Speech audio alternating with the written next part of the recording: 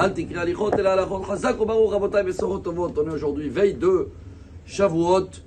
Et Bezrat Hashem, ce soir et demain, on va tous recevoir la Torah. Chaque année, comme ça dit la Mishnah, et c'est amené dans le Talmud, Rosh Hashanah, page 15, Be'atzeret nidonim ala perot. Shavuot, c'est Rosh Hashanah pour les fruits.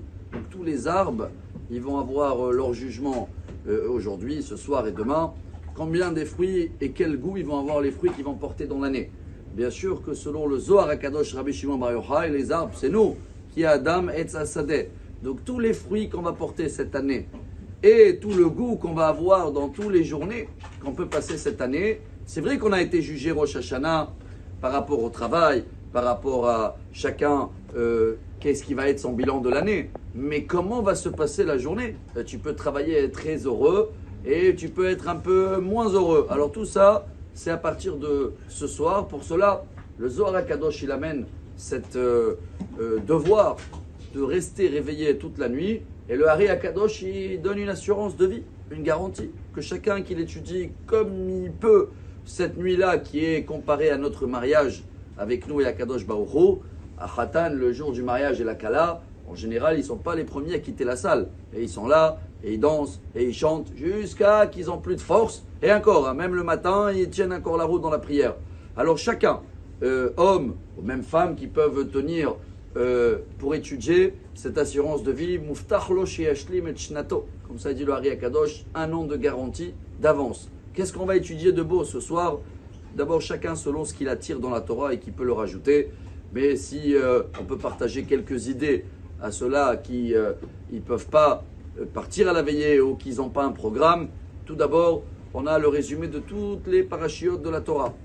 On prend chaque paracha, le début, la fin, et comme ça, on touche un petit peu à tout.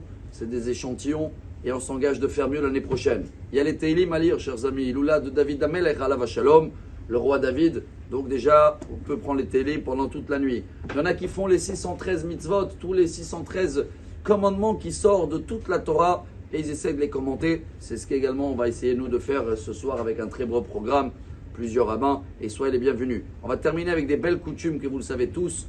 Au cas où vous avez acheté des fromages ou du lait, plusieurs avis sont amenés.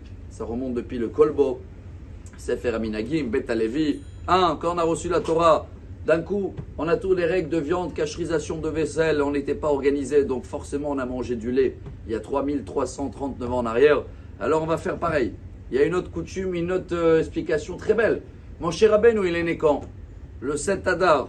Et il a été caché pendant 3 mois. Et après 3 mois, sa maman, elle l'a mis dans la Teva.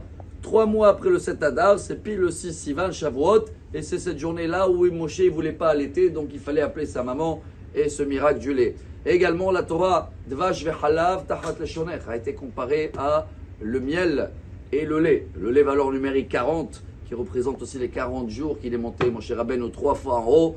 Donc pour toutes ces raisons-là, ceux-là qui ont l'habitude de manger du lait, bravo. Ceux-là qui veulent aussi manger de la viande parce que c'est la mitzvah de la fête, très bien, vous calculez après le lait, au cas où vous mangez un petit morceau de viande pour tenir la veillée ou le lendemain, etc. Et Bezrat Hashem, on va tous prier que cette année, on va se porter fruit. On va prier pour tout le peuple d'Israël. On va avoir les 10 commandements comme si on était à Har Sinai avec une belle ardoute et des belles fêtes pour tout le peuple d'Israël. Amar Rabbi Elazar, Amar Rabbi Hanina.